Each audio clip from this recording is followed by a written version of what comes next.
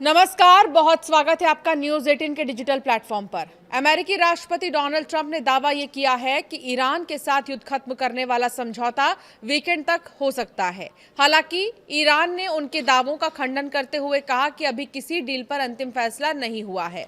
Trump का बयान भी कई सवाल खड़े कर रहा है। सवाल ये उठ रहा है कि क्या कोई डील फाइनल है भी या नहीं।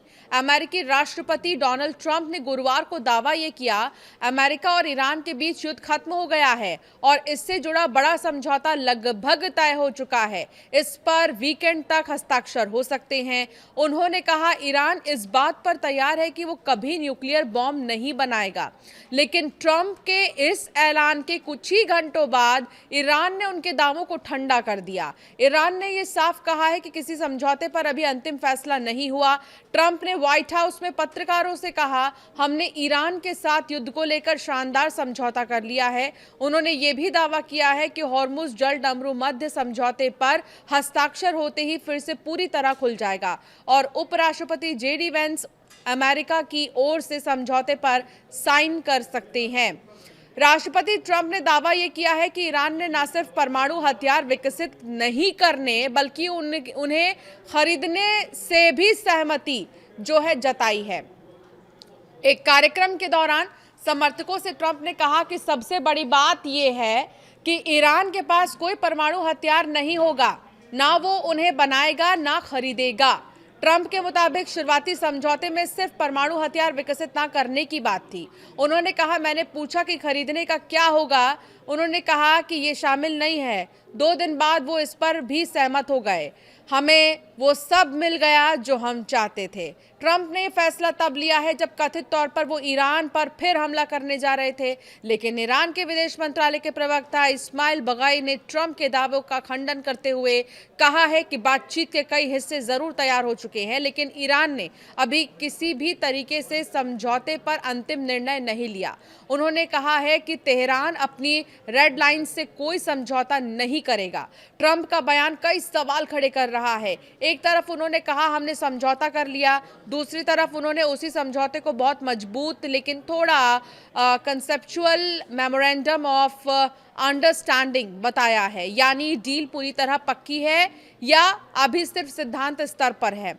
इस पर उनके बयान में ही स्पष्टता नहीं दिखी। यही नहीं, ट्रंप ने सोशल मीडिया पर दावा किया है कि समझौते को क्षेत्र के कई देशों का समर्थन मिल चुका है। उन्होंने इजराइल, सऊदी अरब, यूएई, कतर, तुर्की, पाकिस्तान, बहरीन, कुवैत, जॉर्डन और मिस्र का नाम लिया। लेकिन हैरानी की बात तो ये रही कि इस सूची में खुद ईरान का नाम शामिल नहीं था। मार्च से ही ट्रंप कई बार कह चुके हैं कि ईरान के साथ समझौता बहुत करीब है।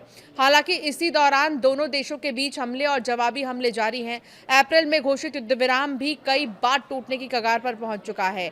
गुरुवार को ट्रंप ने यह भी कहा कि उन्होंने ईरान पर प्रस्तावित अमेरिकी हवाई हमले रोक दिए क्योंकि बातचीत बढ़ रही है। हालांकि साथ ही उन्होंने ये भी साफ किया है कि ईरान पर दबाव बनाए रखने के लिए अमेरिकी कदम जारी रहेंगे। राष्ट्रपति ट्रंप के ईरान पर प्रस्तावित सैन्य हमला टालने के फैसले के बाद वैश्विक बाजार में तेल की कीमतों में गिरावट जारी है।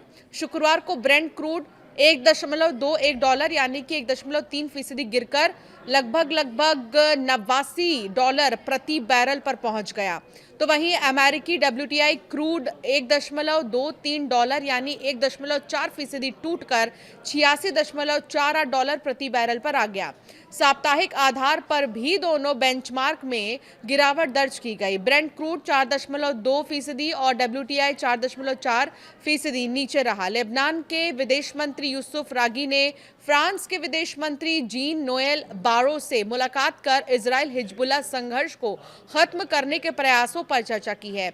बैठक के बाद जारी जानकारी के मुताबिक बारो ने इजराइल के साथ मध्यस्थता वाली वार्ता में शामिल होने के लेबनानी सरकार के रुख को साहसिक बताया है।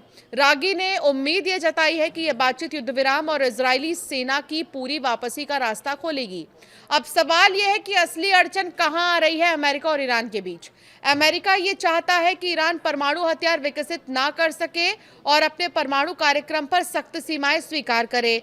दूसरी तरफ ईरान अंतर्राष्ट्रीय प्रतिबंध हटाने, विदेशों में जमी अरबों डॉलर की संपत्ति रिलीज करने हॉर्मुज में अपनी भूमिका को मान्यता देने जैसी मांगों पर अड़ा है। ऐसे में ट्रंप के डील लगभग हो गई वाले दावे और ईरान के अभी फैसला नहीं हुआ वाले बयान के बीच बहुत बड़ा अंतर दिखाई दे रहा है। आपकी क्या राय है इस पर, हमें जरूर कमेंट कर बताएं।